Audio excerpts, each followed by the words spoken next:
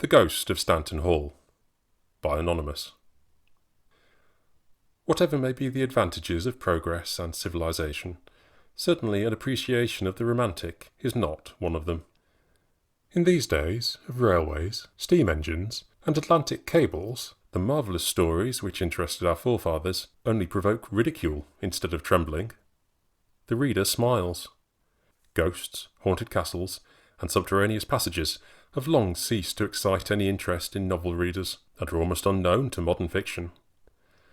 The scenes, too, of these supernatural romances, so far as England is concerned, are rapidly becoming disenchanted. The old family mansions, in which this country was once so rich, monuments of medieval darkness, and subjects of many a weird legend, are gradually disappearing. Some have fallen into ruins, and many are being pulled down by their owners to make room for more comfortable modern dwellings. There are still, however, scattered about the country a few genuine old baronial halls, the last relics of feudal times. Within the walls of one of these venerable buildings, a man may imagine himself to be living in the 14th century instead of in the 19th, so entirely different are their internal arrangements and fittings from those of the present day. Some years ago, I happened to be on a short visit to one of these old-fashioned dwellings. The events which happened to me during that visit were so extraordinary that an account of them might almost be mistaken for an extract from The Mysteries of Udolpho. I was engaged at the time in searching for an antiquarian purpose all the old deeds and records I could lay hands on, and a friend had obtained for me permission to look over the valuable muniments relating to the manor of Stanton. I took up my quarters at a very comfortable old inn in a village about 2 miles from Stanton Park. The first day of my visit I devoted to seeing the church and everything of interest in the neighbourhood except the hall. The hall I reserved for the last. The next day, early in the morning, I set out to enjoy one of the greatest antiquarian feasts which the country affords. It was a bright morning, though rather late in the year, and the sun had a splendid effect upon the autumnal hues of the foliage.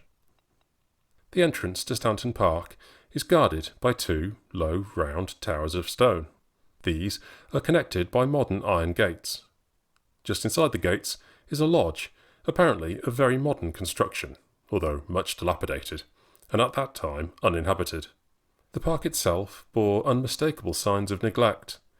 It is thickly wooded, and, apparently, no attempt had been made to keep down the underwood or lop the trees.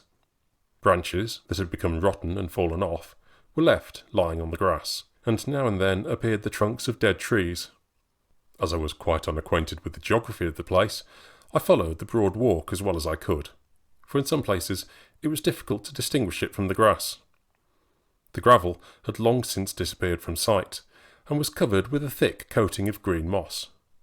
Dead leaves were lying thickly scattered in all directions. After walking for nearly an hour, I saw the turrets of the hall peeping above the trees. Soon afterwards, I came to an open space, which extended all round the building, and enabled its form and architecture to be seen very plainly. Stanton Hall is one of the finest old buildings in the country. It lies rather low, almost in a valley. Indeed, the whole way from the park gates to the mansion is a gradual descent. Its architecture is of a very mixed kind, and the fabric has the appearance of having been built, or added to, at different periods. About 50 years ago, the building formed a hollow square, but one side of it, fortunately the most modern, was entirely destroyed by fire. The gap caused by the destruction of this side was filled up by an unsightly wall of red brick. This wall very much impairs the general effect of the exterior. It is, moreover, quite useless, for the original outline would have been sufficiently shown by the moat, now dry, which runs round it. At the angles of the building are 3 round towers, the 4th having been burned. Though apparently built at different times, they are all similar in style and are lighted by long, narrow windows and loopholes. The windows of the rest of the building are of various shapes and sizes, and are arranged without any attempt at symmetry.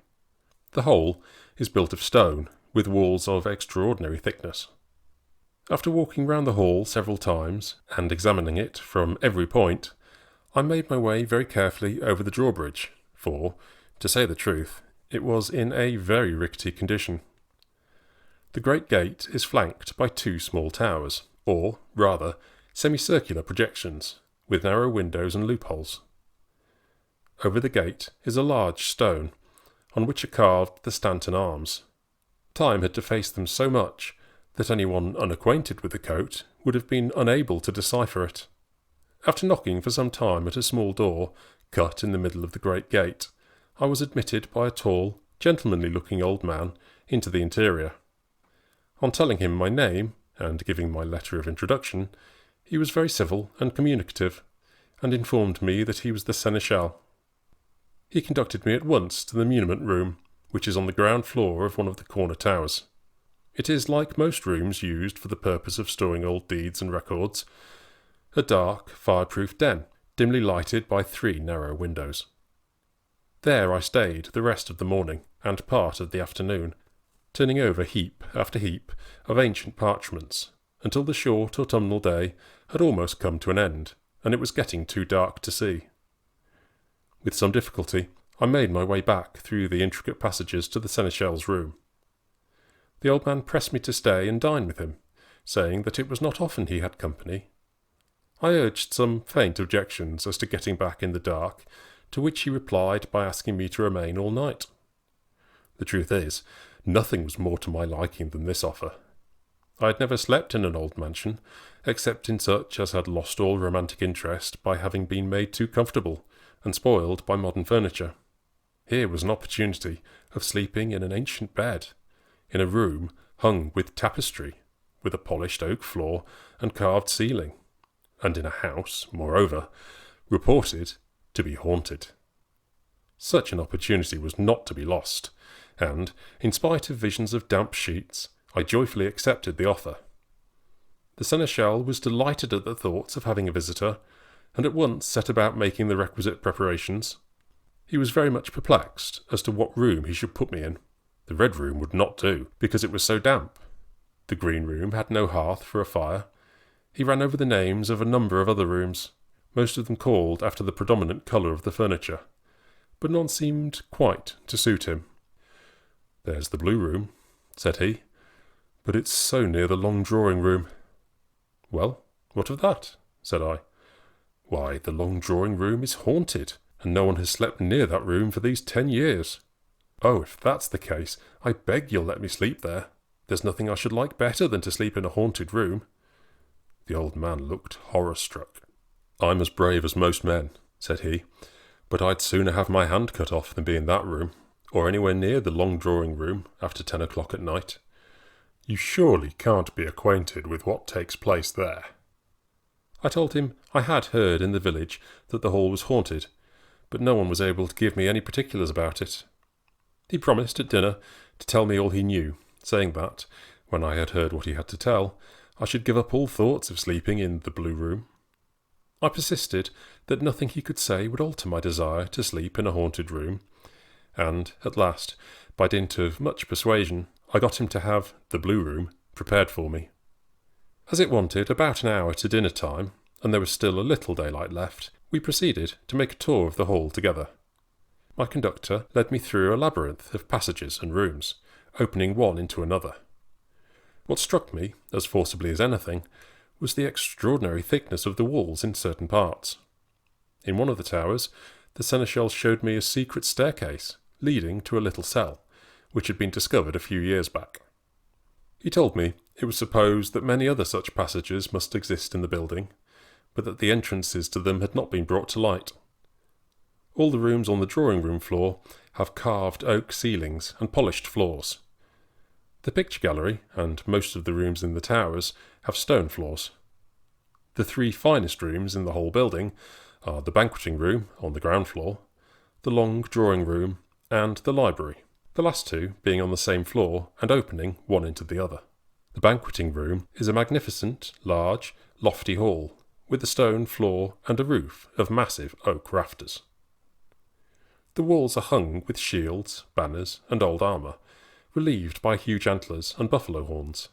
The only furniture in it was a plain oak table at the upper end, and a few large antique chairs placed round an enormous hearth. The chimney-piece is exceedingly handsome, standing about 8 feet high, composed of black marble, grotesquely carved. Over it hangs a portrait of a Stanton, armed cap a pie and on horseback. The long drawing-room, which opens into the library on one side and into a suite of smaller rooms on the other two sides, is a magnificent room.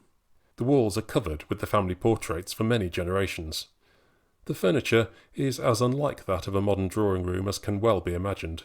Large, high-backed chairs of dark oak, and covered with crimson velvet, placed here and there about the room, looked as if they had not been touched or sat upon for centuries.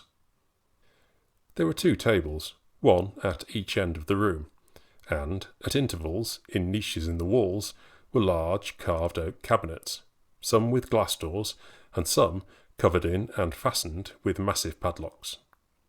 The library is only a little smaller than the long drawing-room, and furnished in exactly the same manner, except that the walls are covered with books instead of pictures. There are no bookcases, but shelves fitted into recesses in the walls, so that the sides of the room had the appearance of being lined with books. The parts of the walls not so covered are hung with tapestry. By the time that I had examined these rooms, though not so minutely as I would have liked, it grew too dark to see anything more, and soon after we sat down to dinner. The old seneschal had provided a much better repast than I should have obtained at the inn, and altogether made me very comfortable. He was a pleasant, chatty companion, and seemed a man of some education, and almost too good for the position which he held. He told me his history in the course of the evening. He had been bred up in the law, but before he had fully served his time, poverty had compelled him to do something to earn a living, and he was offered, and accepted, the post which he now fills. He told me he had been seneschal of the hall for more than 60 years. I soon found out his weak point, which is a firm belief in ghosts and other supernatural agencies. This weakness did not prevent him from having a considerable regard for the good things of this world. He certainly knew how to make himself comfortable. Under his directions, a large fire of wood and coals was made up on the hearth. The blaze threw a ruddy glow over the whole room, making the tapestry hangings and old furniture look quite cheerful. As soon as the cloth was removed, my host produced a large, curiously carved wooden bowl, in which he proceeded to brew some excellent punch. When this operation was finished, we drew our chairs up to the fire, and the seneschal began to tell the story of the haunted room. "In the first place," said I, "how is it that none of the family live at the hall?" "For 2 reasons," replied the old man. "The first is one that prevents half the world from doing what it would like to do: poverty. If the family were to live here, they must keep up a style equal to that of the other country families round, and the expense of that would be very great, more than the estate can bear. The other reason is because the hall is distasteful to them. Not in itself, they are too wise to prefer any place to the home of their ancestors, but because it has been the scene of many painful events which have taken place within the last 20 years. The old man then proceeded to relate what these events were, but as the reader is not so well acquainted with the history of the family as I was, a short account of it will not be out of place. The Stantons are one of the oldest Norman families in England. They came over with the Conqueror, and were, probably, great men in Normandy long before that time. At the Conquest, they received a large grant of lands in one of the maritime counties, and, by marriage and other means, they now possess about 13 miles of seashore, and the rights belonging to it, rights which are generally vested in the Crown. Stanton Hall stands in the middle of this domain. From the earliest times, and throughout the whole of English history, we find the Stantons marrying into the greatest families of the land, and sometimes with families of the royal blood. But, although thus distinguished, the family has always been without title, except that of knighthood. Lawyers and antiquarians have expressed a confident opinion that the present head of the family might substantiate a title to more than one latent peerage, but the estate, unfortunately, is not in a condition to bear the expense of so tedious an inquiry. The Stantons have always been distinguished for loyalty. During the Great Rebellion, they aided the king to the utmost of their power, which was not small then, and Stanton Hall underwent a long siege by the parliamentary rebels. One of the family even took up his pen in the service of the king, and his controversial pamphlets are among the most interesting relics of the literature of that day. In their zeal for the Stuart family, it is probable that they took part in the various attempts made after the Revolution of 1688 to restore that dynasty. It is certain that since that event the family has been gradually sinking in influence and power. One cause, probably, of this is that mentioned by the Seneschal: poverty. Extravagant sons, portions for married daughters, and jointures for widows have sadly encumbered the estate. Alas, mortgages go further towards making an end of old families than all the other causes put together. The Seneschal would have told me all these particulars, but when he knew that I was well acquainted with the history of the family, he proceeded to relate the events which, in his opinion, led to the hall becoming haunted. "It is only necessary," said the old man, "to go back to the time of the grandfather of the present owner. It was then that I was appointed Seneschal.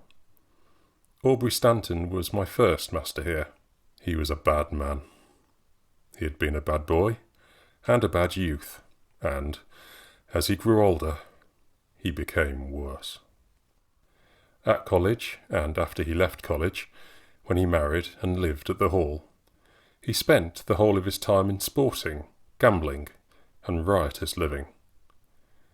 He had only been in possession of the estate for 7 years at his death, and yet, in that short time, he managed to heap upon it more encumbrances than had been effected by 2 generations of his predecessors. He was married to an angel of a wife, one of the most amiable women I have ever seen or heard of. She brought him a large fortune, which he refused to have settled, and, consequently, it was soon squandered. By her he had 3 children: Roger, the father of the present owner, who, as you know, is also called Roger, and 2 daughters.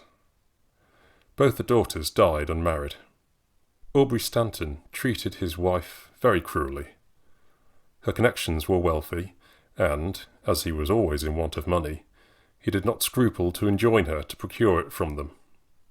As might be expected, she was not always successful in these humiliating demands, and every refusal on their part was met by her husband with a course of systematic cruelty to herself.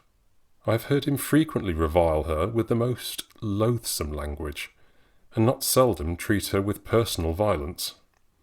I have seen him spurn her like a dog when she was on her knees, begging forgiveness for some imaginary fault. He little cared who was witness to these passionate outbursts. For some years he continued this treatment, and the poor lady began rapidly to decline in health. When her son was about 15 years old, some secret thought seemed suddenly to reanimate her altogether. She had always been an affectionate mother, but now she was seized with a passionate love for her son. She frequently caressed him with tears in her eyes, saying he was the only object for which she lived.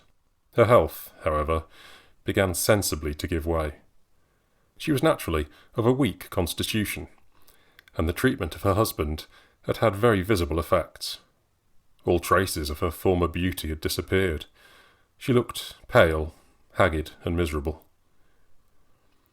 About this time, her uncle, who was reputed to be very rich, suddenly died. Aubrey Stanton had always expected that his wife would get the bulk, if not the whole, of her uncle's property, for she had been a special favourite with him. Much, however, to the astonishment of both, the will did not even mention her name. The effect of this disappointment upon a man like Aubrey can easily be imagined. He raged like a madman. His treatment of his wife grew worse and worse, and I often debated with myself whether common humanity did not compel me to have him bound over to keep the peace. His anger, too, was increased by a suspicion which is now believed to have been well-founded. He suspected that, though no mention of his wife had been made in the will, a large provision had been secretly made for her, and that she was, in fact, in possession of a considerable amount of money. The hatred which her uncle bore him tended to strengthen this suspicion, and gave a reason for the silence of the will. Besides this, other circumstances occurred which induced many people to be of the same opinion with Aubrey. I have already mentioned the extraordinary affection which his wife displayed for her son at this time. This affection showed itself not only in caresses, but in somewhat remarkable words. She was heard often to tell her son that, if he were well provided for, she should die happy. Her sole wish, she said, was to leave him some means, however small, wherewith to free the estate from a few of its numerous encumbrances. Expressions of this kind she frequently made use of, and, when her husband's suspicions became generally known, it was thought by many, from these and other events, that they were not without good foundation. For my own part, I am convinced that it was as Aubrey supposed. My reasons for being so certain upon this point will appear as I proceed with my story. Nothing, however, could have been more unfortunate for poor Mrs. Stanton than these suspicions of her husband. Her life before had been one perpetual round of ill-treatment and cruelty. It now became hardly bearable. Day after day, the most painful scenes occurred between Aubrey and herself. He charged her, in no measured terms, with concealing large sums of money from him. It was in vain that, bathed in tears, she persisted in her innocence. Her declarations only increased the fury of his passion and the foulness of his language. It was evident to me that this state of things could not be allowed to continue much longer, and I was reflecting what course to adopt when an important event in this sad tragedy took place. One dreary day in December, a day I shall never forget, I went up into the library to get a book when it was almost dark. As soon as I entered the room, the loud voice of Aubrey proceeding from the long drawing-room, and the sound of weeping, warned me that one of those scenes, then so common, was being enacted by himself and his wife. Aubrey seemed in a more furious state than usual. At first I could not distinctly make out what he said, but I afterwards heard him cry out, "Tell me where you have come from. What have you been doing there? Damn me, I will know if I murder you for it. What have you done with the money, you fiend? Where have you put it? Tell me, I say, do you hear?" Then followed a scuffle and 2 faint screams, and last of all I heard a heavy fall, and then all was still. I rushed into the room, trembling with horror, as a dreadful thought crossed my mind. At the farther end of the room, adjoining the round tower, and by the side of the ancient cabinet, lay Mrs. Stanton, extended lifeless on the ground. Blood was oozing from a wound at the side of her head, which Aubrey, kneeling beside her, was endeavouring to staunch with his handkerchief. He seemed almost beside himself with terror and grief. All signs of anger had entirely passed away, and he was weeping bitterly. He called his wife by the most endearing epithets he could think of, and passionately embraced her senseless body. I at once obtained assistance, and Mrs. Stanton was carried to her room. It was long before we could restore her to life, and then she became quite delirious. As soon as the doctor saw her, he shook his head. The delicate state of health in which she had been for some time past gave him little hopes of her recovery. The actual bodily hurt she had received was very slight, the wound in her head being only skin deep. But the shock to her whole frame was more than her weak state of health could bear. Aubrey was most unremitting in his attentions to her. It was piteous to see his grief. But she never recovered consciousness, and 3 days after, she died. The old man paused when he had uttered the last few words, which were spoken in a faltering voice. "She was the most amiable lady," continued he, with tears in his eyes, "I have ever known, and one of the most beautiful. You may see her portrait in the long drawing-room, by the side of Roger, her son." The fire was now getting low, and as it was the only light in the room, my host rose to make it up. The pile of logs which he threw on the hearth gave out a warmth which was very acceptable, as it was rather a chilly night. Before resuming his seat, he filled both our glasses from the bowl, and desiring me to stand up, we drank "to the memory of Mrs. Stanton." As these words were uttered, I thought I heard a sigh behind me, and I turned round almost involuntarily. "The wind whistles round the old place," said the seneschal, "and finds out all its cracks." I could not help smiling at mistaking the wind for a sigh. The old man then proceeded. Immediately after the death of his wife, Aubrey left the hall, and soon after went abroad. During the short time that he remained in England, his conduct was exemplary. His wife's death seemed to have quite changed and subdued him. But he had not been long from the scene of his disgrace and sorrow before the remembrance of them faded away, and he plunged into even greater excesses than before. His death was worthy of his life. He was picked up in the streets of Rome, with a stiletto through his heart. The history of Roger Stanton, Aubrey's son, is only remarkable in that part of it which relates to the death of his wife and second child. He was as different from his father in temper and character as can well be imagined. His disposition was shy, sombre, and melancholy. The sad events in which he had taken part in his boyhood seemed to have made a lasting impression upon him. He regarded his mother very much as a saint, and the remembrance of her seems never for a moment to have left his heart. He had 4 children, 2 boys and 2 girls. One of the boys died young. The other children are living now. The death of little Chauncey, his second son, was another of the tragic events of which the long drawing-room was the scene, and the ancient cabinet the principal actor. You remember the large iron ring that I pointed out to you, which serves for a handle to the door of the lower part of the cabinet?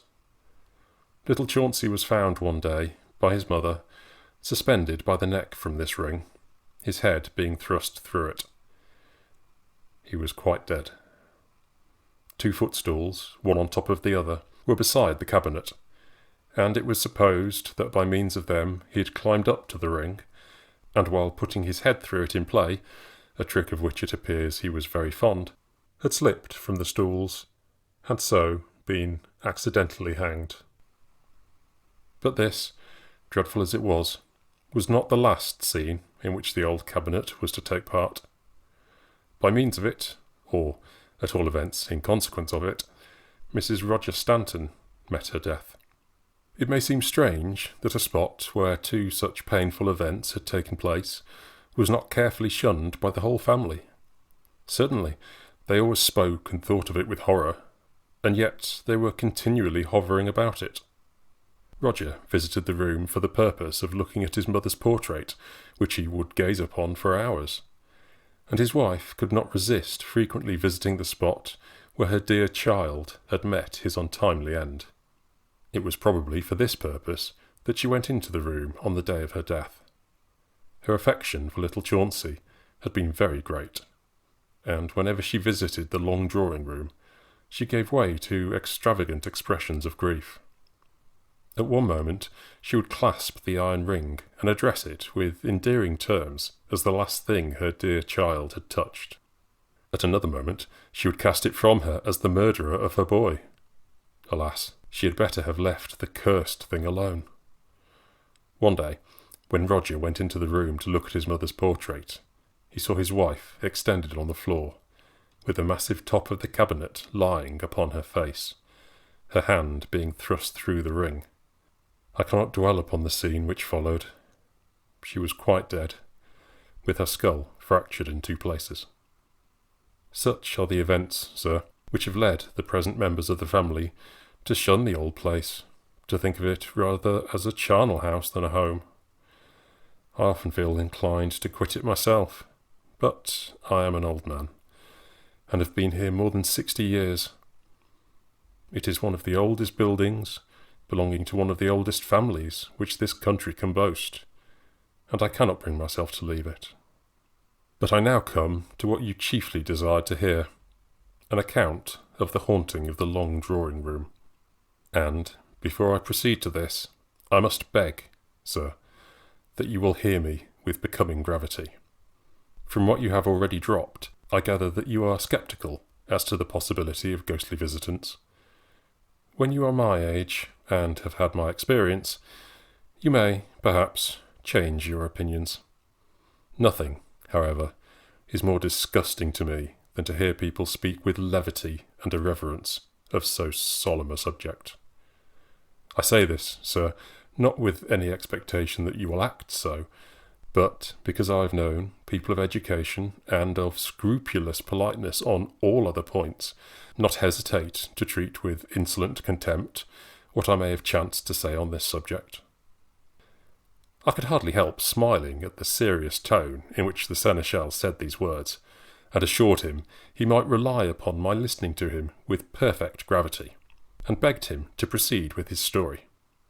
It was not until after the death of Roger, continued he, that the hall was disturbed by these spiritual visitants. He did not long survive his wife, and the present owner came to the estate when he was only 17 years of age. Young Roger, as he is called here, has never lived at the hall, nor have any of the family since his father's death. They shun the place as much as possible, and if they knew as much about it as I do, they would dislike it still more. I received orders directly after the death of Roger's wife to have the old cabinet destroyed, so hateful had it become in his eyes. When the work was begun, it was found impossible to continue it without considerable damage to the fabric of the tower. The cabinet is built into the solid masonry of the walls and securely bound by massive iron bands. It could not be destroyed without pulling down part of the wall of the tower, and so endangering the stability of the whole. It is for this reason only that the cabinet is now in existence. The supernatural appearances with which the hall is haunted are always of the same nature, and occur in the same place, the long drawing room and the rooms adjacent. These rooms are visited, every now and then, by the ghost of Aubrey Stanton's wife. The ghost goes through the same acts on every appearance with very little alteration, and its dress is that worn by Mrs. Aubrey Stanton in her full-length portrait. She appears in the utmost distress, weeping piteously and wringing her hands. Very frequently words may be distinguished. They are always to the same effect. She seems to be lamenting the loss of some money which she had hidden for the use of her son. The figure generally hovers about the cabinet, feeling all round it, as if to find a secret opening. Sometimes she appears to be struggling with someone, as though pushing him away from something she wants to conceal. The figure often wanders up and down the room, and into the rooms adjoining, of which the blue room is the one most frequented by it. It appears and disappears, always in the same place, by the side of the old cabinet. These facts I have learned partly from personal observation, and partly from what has been told me by the servants. For my own part, I have seen much more than I was at all anxious to see, and I hope never to have any further experiences of the same kind. The sight of unearthly visitors fills me, I confess, with unbearable horror. I would rather meet anything than a ghost. The awestruck manner in which the seneschal said these words had rather a terrifying effect upon me. He was so evidently sincere in what he said that I began to think there must really be more in ghost stories than I had ever admitted. The prospect, too, of passing the night in a room specially favoured by the ghost became much less agreeable than it was in the morning. However, it was too late then to go back, so I inwardly joked off my fear and braced my spirits with more punch. I have now, proceeded the old man, told you everything that will interest you in the history of the family for the last 2 generations. You are now in a position to judge whether the suspicions of Aubrey with regard to his wife's concealment of money were well-founded or not. I have no hesitation myself in saying that they were. Mrs. Stanton's conduct when alive went far towards satisfying me on this point. The appearance of her ghost, and the circumstances attending it, do not leave me any doubt on the subject. It is my belief that, somehow or other, at the time of her uncle's death, she became possessed of a large sum of money, which she intended to keep for her son, that she hid this money in some secret drawer or recess, which she had discovered in the cabinet, and that when she paid her frequent visits to the long drawing-room, it was to see whether the money was safe, and that she was there for that purpose when her husband came into the room, on the day when the events took place which resulted in her death. Whether the money is still there, I cannot tell. I have often carefully examined the cabinet, but I can discover no other opening than the large doors, and the sides of it seem solid in every part. And yet the fact that the ghost hovers about the spot and always appears and disappears in the same place would seem to support the assumption that the money lies concealed somewhere near. Perhaps, by observing the ghost, the exact place might be discovered. But this I cannot do. If at any time a large sum of money should be discovered, it will be an immense blessing to the estate, for it is rapidly falling into ruin and decay for want of funds. The old man then brought his story to an end. The melancholy tale had a very depressing effect upon me, and I began, more than ever, to regret my rash request. Once, indeed, I was on the point of asking for another room, but the fear of being laughed at for vain boasting determined me to abide by my choice. The fire had died quite out, and the punch was nearly finished.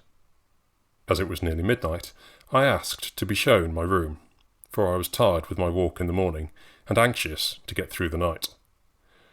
"I should be glad," said I, "if you will show me the way to my room, for I am afraid I cannot find it by myself."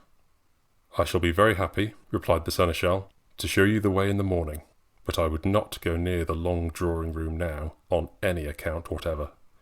Pray do not think me rude. I will call for someone who will have no objection to conduct you to your room." With these words, the seneschal rose and, opening the door, called for "John!" in a voice loud enough to frighten all the ghosts in the universe. His shout made the old place almost shake, and I could hear the sound traversing the long passages for some seconds after it was uttered. When John made his appearance, I took my leave of the old man, not without some regret at having to part with a companion. As to the seneschal himself, his behaviour was enough to frighten the boldest and most sceptical of men. He shook me warmly by the hand, and, with a faltering voice, commended me to the protection of Providence. Just as I was going with my conductor, he called me back, and whispered in my ear, "There's still time. Do change your mind, and sleep in some other room." I answered that I had quite made up my mind to pass a night with the ghost. The poor old man gave a heavy sigh, and looked after me as though he never expected to see me again.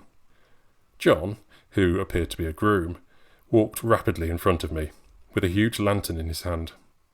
The passages seemed much more intricate than in the morning, and we seemed to go through rooms without number. At last we arrived at the blue room.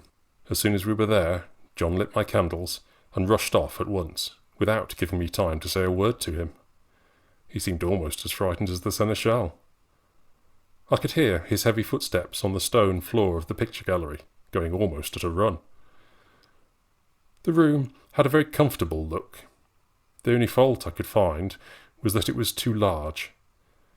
The 2 candles did not give a very brilliant light, and, though a good fire was blazing on the hearth, the farther end of the room was quite in shadow. The bed was a very ancient piece of furniture, so high that I was obliged to climb on a chair to get into it. The rest of the furniture was of the same kind, high, stiff-backed carved oak chairs, and 1 or 2 cabinets. There were 2 windows in the room, which showed the walls to be of immense thickness. The entrance to the room was covered with a massive tapestry, there being no door, a fact which annoyed me very much. The bed and windows were also hung with the same material, the principal colour in it being a dark purple-blue, which in that light looked almost black. The walls were wainscoted all round to a considerable height with dark oak. Over the wainscot was rough plaster. Having thoroughly surveyed the room, I prepared to go to bed. I took off my boots and coat, and determined not to undress further, in case I should meet with any adventures. Drawing aside the heavy curtains, I looked out of the window and found, to my surprise, that it was a beautiful moonlit night, the wind having entirely gone down. I looped back the curtains to let in the moonlight, and it being now about 20 minutes to 12, I got into bed. I was very tired, and the fumes of the punch had made me so drowsy that I almost immediately fell asleep, thinking very little about the ghost. I do not know how long I had been asleep, probably only a short time, when I was woke by the sound of weeping.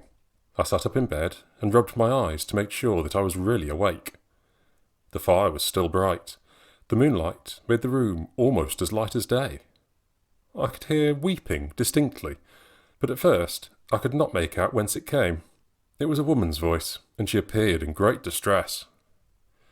The sound approached nearer and nearer. In a few minutes, what was my horror to see glide into the room a figure, in every particular the exact counterpart of the portrait of Mrs. Aubrey Stanton, which I had seen in the long drawing-room. It was clothed in a pale lavender dress, very scanty, and made as they were worn at that time. The hair was powdered, and a shawl was fastened crosswise on the breast. The ghost, for such I had now made up my mind it was, wept bitterly, and kept wringing its hands, and making other signs of great sorrow. The figure seemed to glide about the room without touching the floor. I soon ceased to be alarmed at what I saw, but became very much moved at the exhibition of so much grief. I debated with myself whether, in the event of its leaving the room, I should follow it, and made up my mind to do so, though not without some hesitation. I had only just determined what course to pursue, when the figure began to glide out of the room. I at once sprung out of bed, and, taking a light with me, began to follow the figure, having nothing on my feet, so that my steps might be entirely noiseless. The figure still continued weeping as it passed along, but in a much more subdued manner than when it first made its appearance. On reaching the long drawing-room, however, it began to give vent to more passionate expressions of grief than ever. The moon's rays streamed through the windows, lighting up the whole room, and the sight of the mysterious figure standing in the moonlight struck me as very unearthly and ghastly. The ghost began to wander about in an apparent state of distraction, muttering something which I could not distinctly hear. After a little time, it made its way to the old cabinet, and passed its hands rapidly all over it, as though in search of an opening, exactly as the seneschal had described. It seemed, however, to be unsuccessful in its search, and its failure was followed by another burst of grief. The figure threw itself into a chair, and, burying its face in its hands, exclaimed, "Lost! Gone! All gone! Poor Roger! You will be as poor as your father after all. When I thought it so safe, too." These words were said at intervals, amidst choking sobs, and, when they were ended, the ghost again groped over the cabinet with its hands. At last, to my utter amazement, a panel of the wainscoting near the cabinet flew back, and disclosed a narrow stone staircase, which seemed to wind round the tower. My ghostly companion, as soon as it saw this, gave a scream of delight, and at once began to descend, and, in consequence of the winding of the stairs, was soon out of sight. I looked down, hesitating whether to follow or not. The appearance of the stairs was very uninviting. They were composed, like the sides, of rough blocks of stone, and were covered with moisture. It seemed madness to trust myself, at that time of night, far away from all help, down such a gaping abyss as that. Suppose the sliding panel should slip back? I should be buried alive, with a ghost for a companion. Perhaps, too, it was an oubliette, or a staircase leading to an old well. These thoughts, and many others, rushed through my mind as I stood looking down through the opening. At last I determined to accept the adventure, and run all risks. Before going, however, I took the precaution to place one of the heavy chairs in the aperture, so as to prevent the panel sliding back and shutting me in. Then, taking the candle, I proceeded, carefully, down the steps. They were very steep and slippery, and it was only by leaning against the inner wall that I was able to maintain my footing. I had quite lost sight of the ghost, but after I had wound round and round, for a considerable time I again saw the figure, floating, apparently in mid-air, and not seeming to touch the steps. Directly after I caught sight of it, the steps came to a sudden termination, ending in a small square den, lined on all sides with rough stones, just such a one as the seneschal pointed out to me in one of the other towers. Here the ghost remained for a moment or two, perfectly still. It then stooped down, and touched a stone nearest the floor, in one of the corners of the den. Immediately, one of the large flags with which the cell was paved gave way on 3 sides, and, swinging on hinges on the 4th side, discovered another flight of stairs, which the ghost at once proceeded to descend. It was long, however, before I could make up my mind to follow any farther. I had nothing with which to keep the place open. The thought of being shut up in what seemed to be the very bowels of the earth, surrounded on all sides, made me shudder with horror. It would have been bad enough to be shut up where I already was, but in that case I should only be confined by an oak panel, whereas if I was shut in the lower flight of stairs, I should be confined by solid stone. Moreover, as soon as the flag had swung down, the draught of cold air that rushed up from below had almost put out my candle, and I could not help thinking how dreadful my position would be if I were in total darkness. But before giving up the pursuit, I determined to examine the spring which moved the stone. I found, much to my delight, that it was nothing but a common latch, which held the flag firmly when it was fixed in it, but had no influence on its movements when once drawn back. This discovery quite reassured me, and I again proceeded downwards. The second flight of steps was narrower than the first, and the atmosphere much colder. They were also damper and more slippery. Once, indeed, I nearly fell. My progress was very slow, so that, though I was a long time descending, probably the number of steps was not very many. They terminated in the same way as the others, in a small den with walls, floor, and roof of rough stone, and, as before, I did not come in sight of the ghost until it had almost reached the end of the stairs. But its conduct in the lower cell was very different from what it had been in the one above. It seemed to be almost mad with delight, now laughing and now weeping, at one time crying out, "I have found it! I have found it! Roger, dear Roger, will be a rich man after all!" and using other expressions of the same kind. At another time weeping and saying, "Still lost, gone forever, stolen by you, you wicked man! Could you not leave me even this? Ah, poor Roger!" These and other passionate words were accompanied by most extravagant gestures, sometimes of joy and sometimes of sorrow. At last the ghost became more calm and began sounding the walls in various places, as if to find an opening. I say sounding, but though the figure seemed to be striking them violently with its hands, not a sound could be heard. The walls seemed to be composed of solid masonry, but after a time the ghost paused at a particular stone and pressed it with its hands. The adjoining stone then flew open, disclosing a hollow place in the wall, the contents of which filled me with speechless astonishment. The opening was not large, being simply formed by a removal of one of the blocks of stone from the wall, but, though small, it seemed to be full of treasure. Arranged in 2 rows were about 8 or 10 bags, such as are used by bankers, apparently full of coin. At one side was a tin cash box, fastened by a padlock. I had only time just to get a general glimpse of the contents of this little cupboard, for the thin slab of stone, almost immediately after it had sprung back, resumed its position, and the wall had the same appearance as before. In my eagerness to see what was hidden in the recess, I had quite forgotten the respectful distance at which I had up to that time kept myself from the ghost, and had pushed forward so as almost to look over its shoulder. I was terribly punished for my rashness, for as soon as the opening was again closed, the ghost turned round and fixed its fearful gaze upon me. I was as close to it as I could possibly be, and could see distinctly the livid features, white lips, and glassy eyes of what seemed to be a walking corpse. The sight horrified me beyond measure. My heart seemed to stick in my throat. I could not cry out, and a cold perspiration came all over me. The hideous figure did not move, but, putting a lean finger upon its ashy lips, motioned me to silence. The trial was more than my overstrung nerves could bear, and, dropping the candle, I fell down in a swoon. When I regained my senses, I was almost paralysed with fear, in total darkness, in a secret cell built in the thickness of the wall of the tower, perhaps shut in forever. I thought of the movable stone at the top of the steps. Suppose it was shut down? The hideous form which I had so foolishly followed was able to open it. Why not equally able to shut it? If it were shut, I knew that no human being on my side of it could draw it down. This thought, awful as it was, spurred me to action.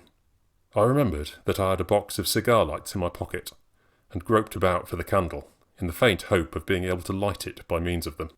One after another I struck, but the flame only lasted for a second or two, and the candle wick had become wet by lying on the damp floor of the cell. At last, when my stock was almost exhausted, I succeeded in getting a light.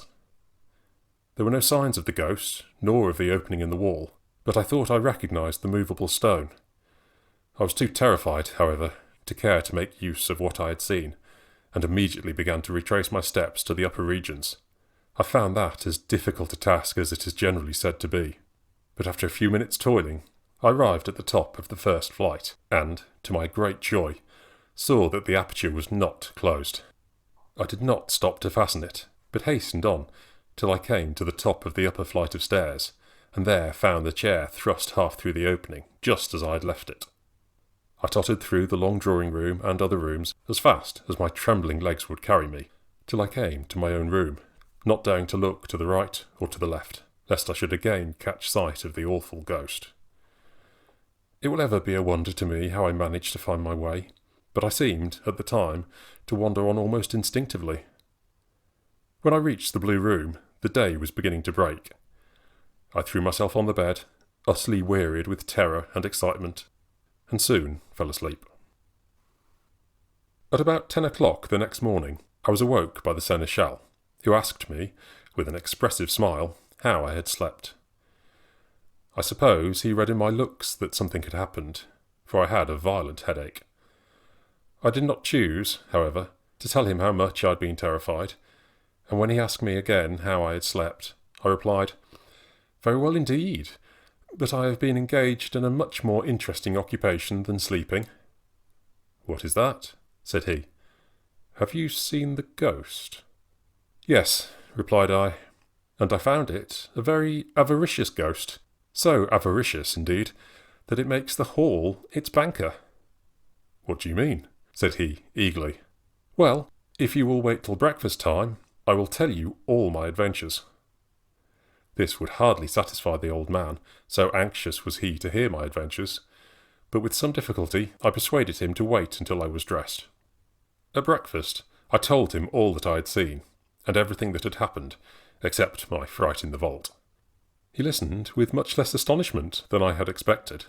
When I concluded, he rallied me with my incredulity the day before, and improved the occasion by pointing out the evils of a sceptical disposition. He said that he had no doubt whatever that the stairs and vaults which I had seen were in the thickness of the wall of the tower, and that, if the entrance to them could only be discovered, the treasure would be found. After some discussion as to the best way of proceeding, he came to the determination immediately after breakfast to explore the cells. I was delighted at this resolve, and urged him to get someone to assist us, but this he refused to do, saying that the affair had better be confined to ourselves.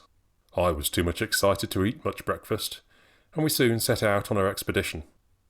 The seneschal provided himself with a lantern, and I took a heavy poker. When we approached the old cabinet, I could not help trembling when I thought of what I had seen there the night before, and every moment expected to see the ghost appear, although it was broad daylight. The seneschal, however, was wonderful brave. The effect the daylight had upon his nerves was quite marvellous. But my fears soon subsided when I saw, standing in its proper place, some little distance from the cabinet, the large chair which I had left the night before thrust half through the opening. No opening was now to be seen, and everything looked the same as when the seneschal first showed me the room. I began to think that, after all, I had only had a dream, and though I felt rather vexed at having been so taken in, I was glad to get back my former scepticism. This discovery threw rather a damp upon the seneschal, for he expected to find the opening already made for him. But he at once set about feeling all over the sides of the cabinet in the manner in which I described the ghost to have done. After continuing this operation some time, suddenly, to my surprise, the panel flew back, and discovered the identical stairs which I had descended with the ghost. In a moment, my scepticism again vanished, and I became a firm believer in ghosts. The seneschal was almost out of his mind with joy. He jumped about and clapped his hands like a child. When we had secured the opening with a chair, in the same way as I had done before, we began to descend the steps. The seneschal, who was, as I thought, bold almost to rashness, went first, showing a light with his lantern. When we arrived at the first cell, I noticed that the flagstone which I had left open the night before was fastened. I was very much astonished as to how this could have been done, and could only account for it by attributing it to the ghost. We managed, however, without any difficulty, to find the spring, and, unfastening the stone, again descended. When we reached the second cell, I remembered how I had dropped the candle the night before, and had thrown down several matches. I looked about, but could discover no trace of the matches, and not a spot of grease was to be seen anywhere. This, again, troubled me a good deal, and I could only account for it in the same way as I had accounted for the other difficulties. But as soon as the seneschal had thrown a light on the walls, I at once recognised the movable stone, and pounced upon it for fear I should lose it. We were both of us very much excited, and, with trembling hands, eagerly tried to move the stone or discover the spring. But we were unsuccessful. For at least half an hour we tried every means we could think of to make it open, and even tried other parts of the wall in case I had made a mistake in the exact spot. But it was all to no purpose. The stone did not budge an inch, and the whole wall sounded as solid as a rock. This apparently fruitless end of our labours was very disappointing. We thought ourselves on the verge of some great discovery, and, after all, it was nothing. My ghost experiences were useless, and I had suffered the most dreadful fright to no purpose. Sorrowfully gathering up our tools, we prepared to reascend. The seneschal turned round to give one last look at the stone, saying, with a sound something between a growl and a sigh, "Obstinate brute! Why can't you move?" He then struck the stone a heavy blow with his fist, when lo! The slab flew back, and disclosed the treasure for which we had been seeking. There lay everything, exactly as I had seen it the night before, the yellow bags in 2 rows, and the tin box on one side. The seneschal at once cried out to me to put my poker in the recess to prevent the treacherous stone from closing up again. He then hastily took out everything, cramming the bags into his pockets, and putting the box under his arms, as though afraid to trust them to the floor in case they should be swallowed up. As soon as we reached the upper regions, and had made everything secure, a messenger was sent off to telegraph for the solicitor of the family that the treasure might be examined in his presence.